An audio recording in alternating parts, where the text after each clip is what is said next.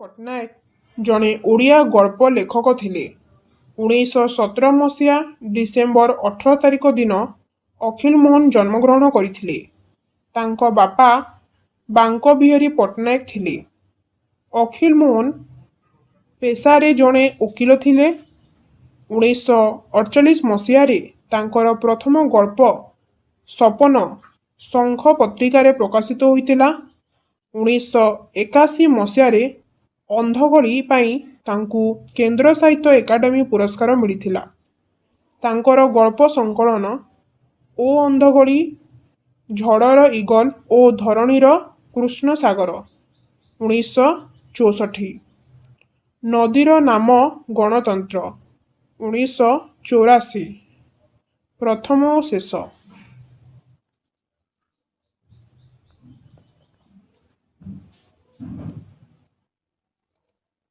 ଗଳ୍ପର ଆରମ୍ଭ ନାଟକୀୟତାରୁ। ତାହା ହିଁ ଲେଖକଙ୍କ ଗଳ୍ପ ରଚନାର ଅନନ୍ୟ ଶୈଳୀ। ଗାଳ୍ପିକ ଆହ୍ଲାବାଦ ବିଶ୍ୱବିଦ୍ୟାଳୟରେ ପଢ଼ୁଥିଲା ବେଳେ ଛୁଟି କାଟିବାକୁ ଯାଇଛନ୍ତି ଗୁଆହାଟୀ।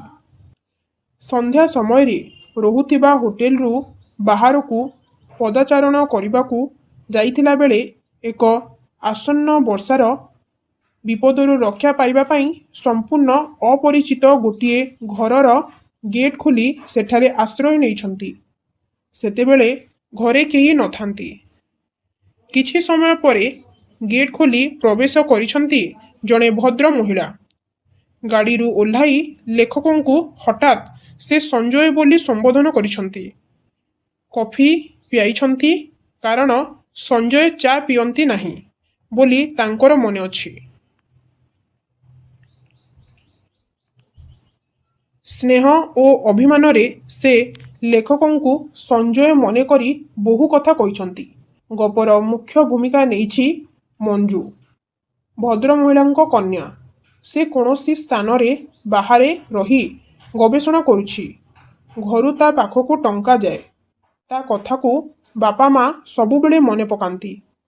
ତାଙ୍କୁ ଝୁରି ହୁଅନ୍ତି। ପାଖ କଲେଜରେ ପଢ଼ୁଥିଲା ବେଳେ ସେ ବାରମ୍ବାର ଘରକୁ ଆସୁଥିଲା। ସଞ୍ଜୟ ବି ଆସୁଥିଲା। ତାଙ୍କ କଥାରେ ଏତେ ଆତ୍ମୀୟତା ପୂରି ରହିଥିଲା ଯେ ଲେଖକ ନିଜେ ସଞ୍ଜୟ ନୁହନ୍ତି ବୋଲି କହିବାକୁ ସୁଯୋଗ ପାଇ ନଥିଲେ। ବର୍ଷାର ବେଗ ଏହା ଭିତରେ କମିଯାଇଛି। ଲେଖକ ଯିବାକୁ ବାହାରିଲେ।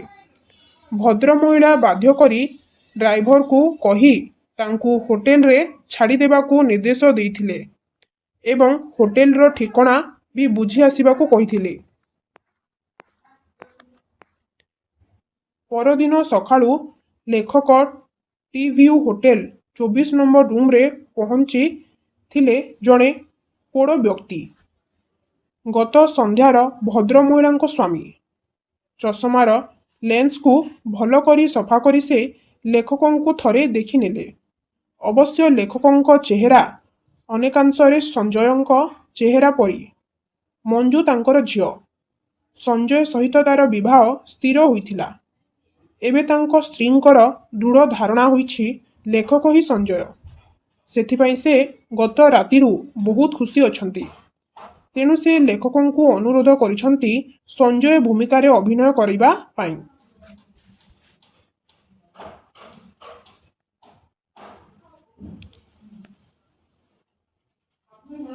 ତହିଁ ଆରଦିନ ଏୟାରପୋର୍ଟରେ ସାକ୍ଷାତ ହୋଇଛି ସେଇ ରହସ୍ୟମୟ ଦମ୍ପତିଙ୍କର ଲେଖକଙ୍କ ସହିତ। ଦିଲ୍ଲୀ ଫେରିବେ ଲେଖକ। ଭଦ୍ରମହିଳା ତାଙ୍କ ଝିଅ ମଞ୍ଜୁ ପାଇଁ ଗୋଟିଏ ପ୍ୟାକେଟ ଆଣିଥାନ୍ତି। କିନ୍ତୁ ସେଥିରେ ମଞ୍ଜୁର ଠିକଣା ଲେଖା ନଥାଏ।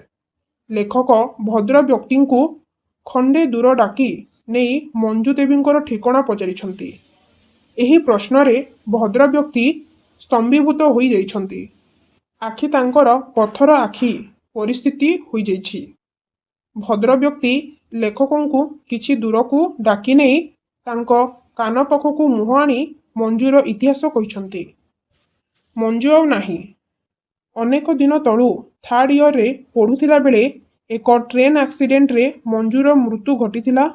କିନ୍ତୁ ସେତେବେଳେ ତାଙ୍କ ସ୍ତ୍ରୀଙ୍କର ମୁଣ୍ଡ ବିଗିଡ଼ି ଯାଇଥିବାରୁ ଅଧିକ ଆଶଙ୍କାରେ ତାଙ୍କୁ ସେ ଖବର କୁହାଯାଇ ନାହିଁ। ତାଙ୍କ ଧାରଣାରେ ମଞ୍ଜୁ ଏବେ ସୁଦ୍ଧା ବଞ୍ଚିଛି। ସେ ରିସର୍ଚ୍ଚ କରୁଛି, ପୁଣି ବିଲାତ ଯିବ। ପ୍ଲେନ୍ ଛାଡ଼ିବାକୁ ଘୋଷଣା ହୋଇଛି। ଲେଖକ ପ୍ଲେନ୍ ମଧ୍ୟକୁ ଯାଇଛନ୍ତି। ଡିମିରି ଫୁଲ ପରି ମଞ୍ଜୁ କେବେଠୁ ସମସ୍ତଙ୍କ ଅଜ୍ଞାତରେ ଝଡ଼ି ଯାଇଥିଲେ ବି ତାର ଆଗମନର ଆଶା ତଥାପି ରହିଛି। ତ ଏଠି ଆମର ଡିମିରି ଫୁଲ ଗଳ୍ପଟି ଶେଷ ହୋଇଛି।